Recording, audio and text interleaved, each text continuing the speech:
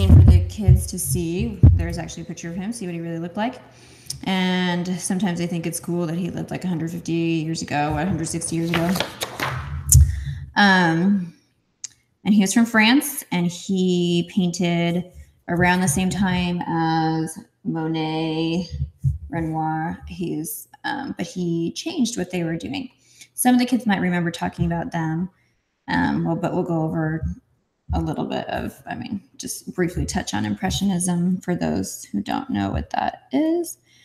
Anyways, okay, so you can see in this first painting, he basically just painted in the 1880s, and he died when he was like 31, which is very tragic.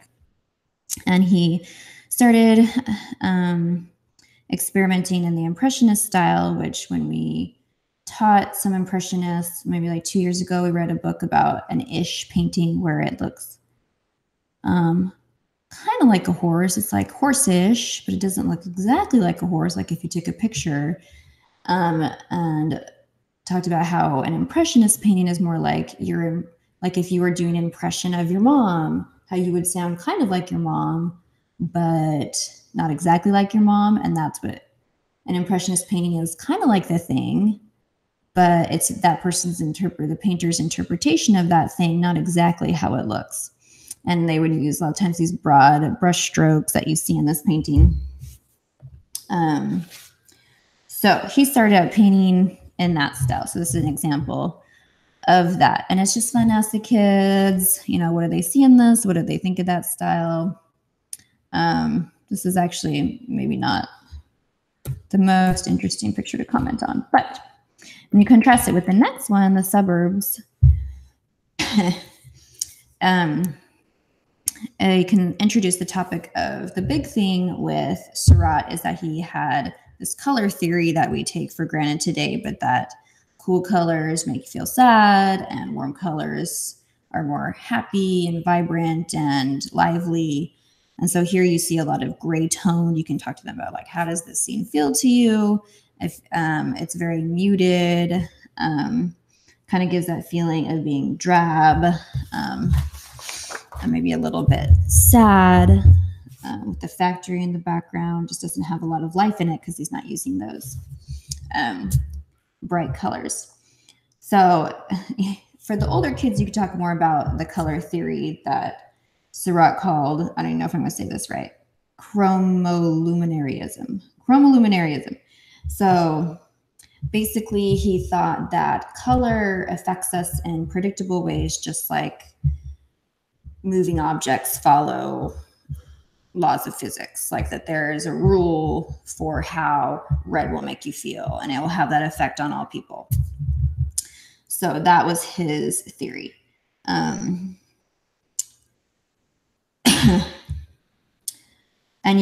there are big posters in the art room in the Seurat cupboard that we used before for Van Gogh a few years ago, for those who've done this before, but that show the color wheel, and you could take that out and just show the kids and talk about, okay, these are warm colors, these are cool colors. And just that his theory was that basically, that these colors affect the way you feel. You could even talk to them. How do you think that a blue makes you feel? How does a red make you feel? How does the yellow make you feel? How does the green make you feel? That might be an interesting conversation. Talk about how he thought that was the same for all people, and that if he did the right colors, he would be able to control kind of the viewer's reaction to his painting.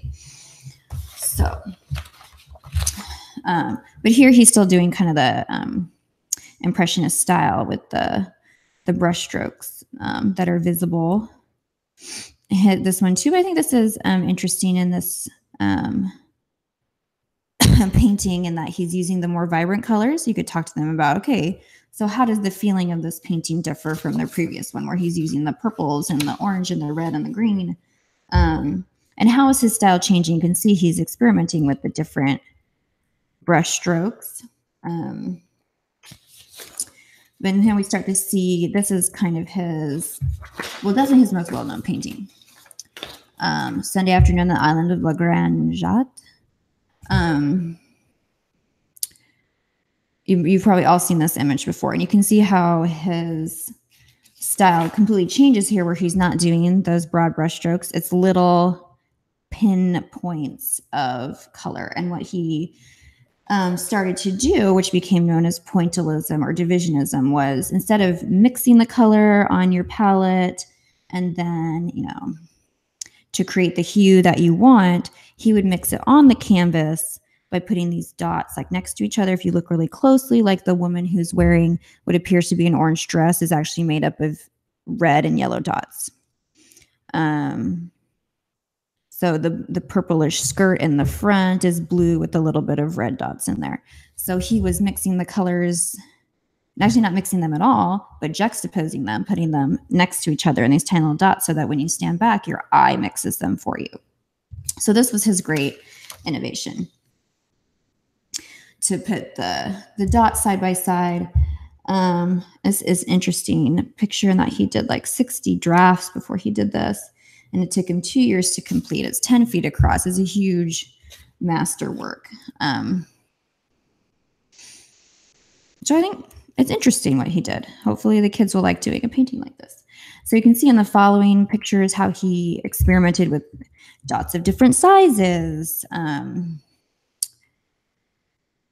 this one is much more obvious, like how he's, there's purple and gray and red. You can see some of the individual dots, like on the tree trunk, and the water is clearly made up of different colors. And then the Eiffel Tower, even larger dots and more clear patterns of color. Your eye is not tricked as much, but still there is that mixing that you do with your eye when you look at it. And you can talk about, okay, how does the feeling and the effect of the pictures differ with like these different size of points of dots of color? Why do you think he did really small ones here and really big ones here?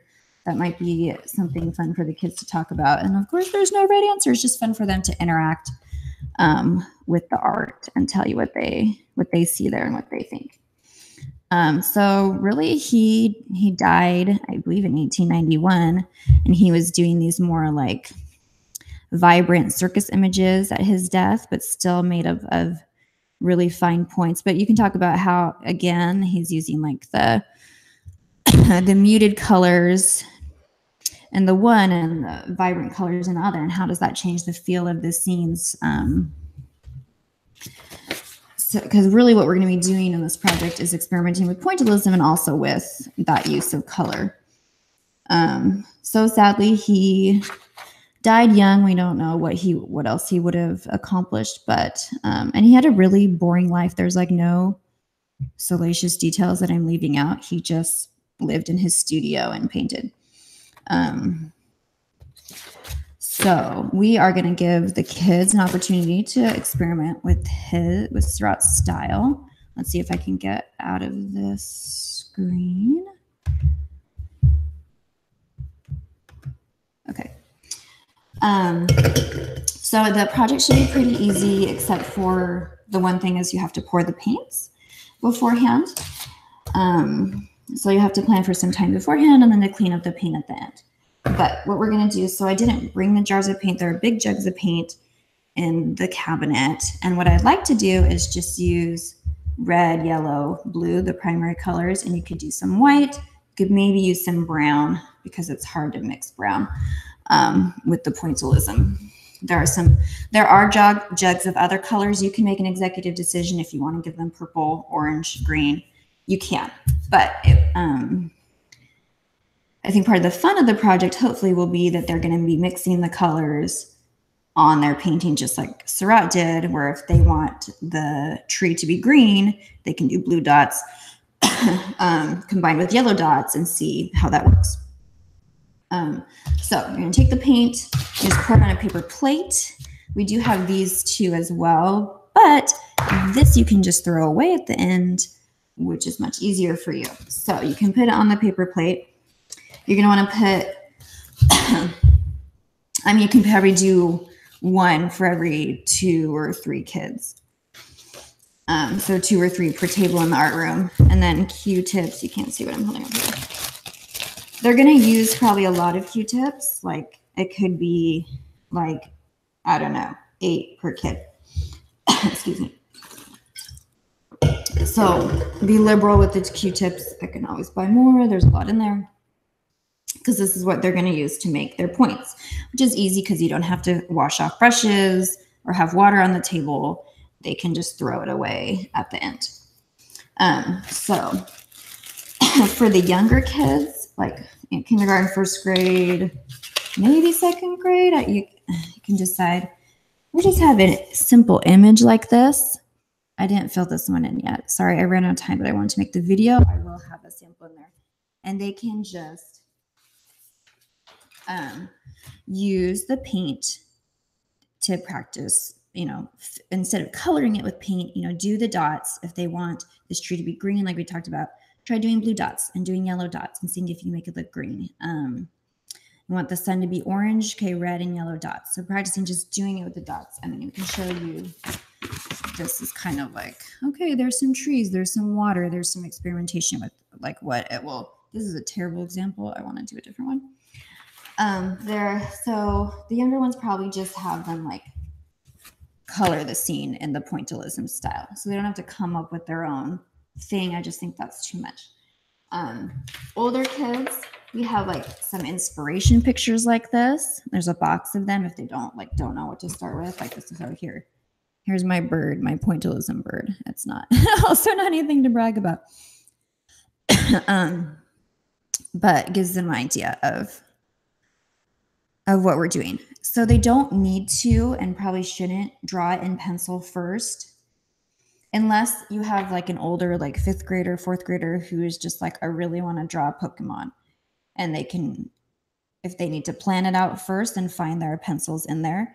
But it's better if they have an image, they can kind of just look at the image and just go straight to the paints. So older kids, you can either use an inspiration image or they can make it up on their own. Don't let them spend forever planning their image, because there's just not going to be time to do an elaborate drawing and then to paint it. So that's basically it. Give them the paints, give them the Q-tips. Younger kids are going to paint an image in the pointillism style, trying to mix the colors and just trying to make a picture of dots, which they've probably never done. And the older kids can do an image of their choice. So you'll have to use the drawing racks, come back and mount it when you have time. There is a book that I got, you might want to read. It's more for younger kids. You can look it over, and if you're teaching a younger class, that might be interesting. Also have this book of some of his paintings. If somebody wanted an inspiration image, they might be able to try to copy one of Seurat's own paintings. Obviously with minimal detail, or just like he would like draw some water and try to paint a guy sitting on a rock, and something simple like, okay, here's a boat and some trees. But that could give them some ideas too, if you have someone who's struggling to know what to do. So hopefully that's pretty straightforward, and the kids will have fun just experimenting with a different style. Yeah, so just let me know if you have any questions. Thank you for all you do.